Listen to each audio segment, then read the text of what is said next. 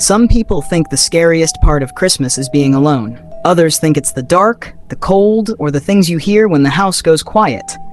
But sometimes, the real horror wears a Santa suit, or sits 2 desks away from you at work. And sometimes, you don't realize how dangerous someone is until it's already too late.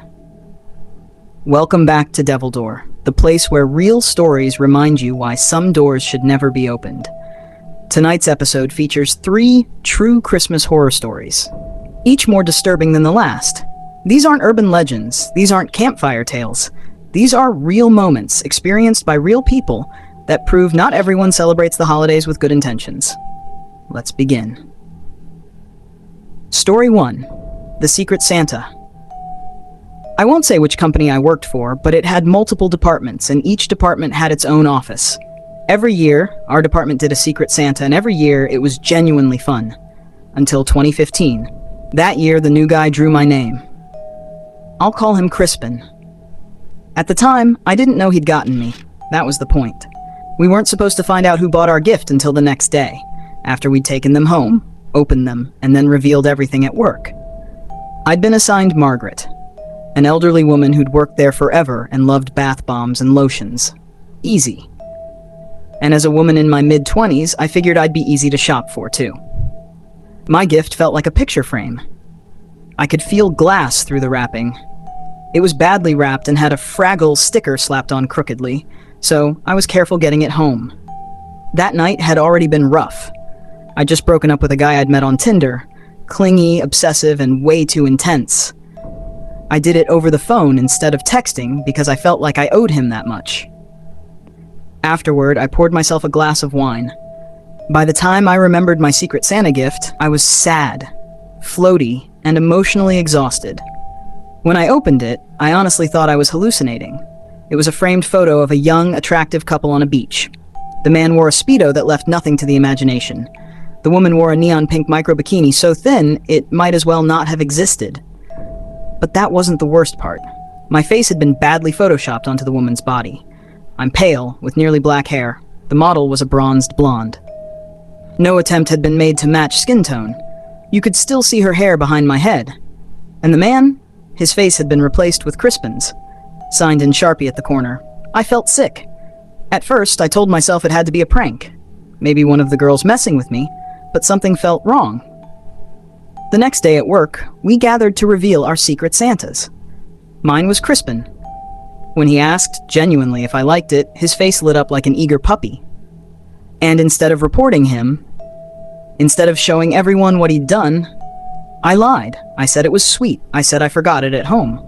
I described it vaguely and moved on. I know how stupid that was. That night, I dismantled the frame, tore the photo into tiny pieces, and threw it away. Then took the trash outside so I wouldn't have to think about it again. A few days later, I was making coffee in the break room when I felt breath on my cheek. Before I could react, he spun me around. Crispin's face was red with rage. "Why did you throw my gift in the trash?"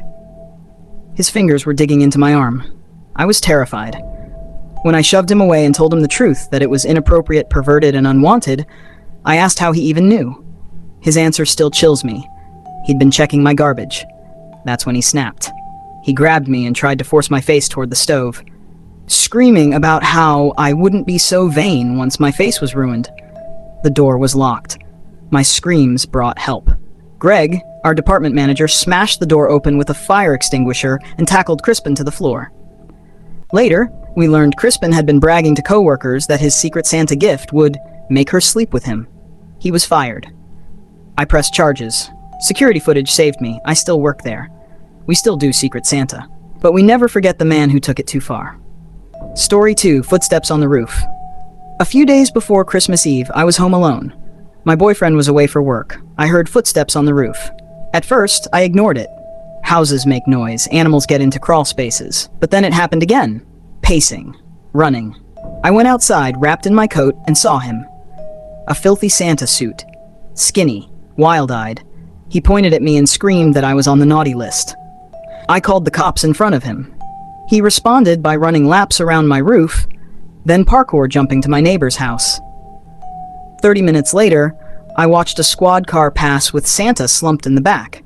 Turns out he was a known meth addict trying to be Santa by running across rooftops. He'd been dropping drug baggies down chimneys. They caught him after he ran headfirst into one and knocked himself out. Christmas stayed weird after that. Toys for Tots. When I first volunteered for a Toys for Tots style program, the rules were loose. Too loose. We accepted pre-wrapped gifts.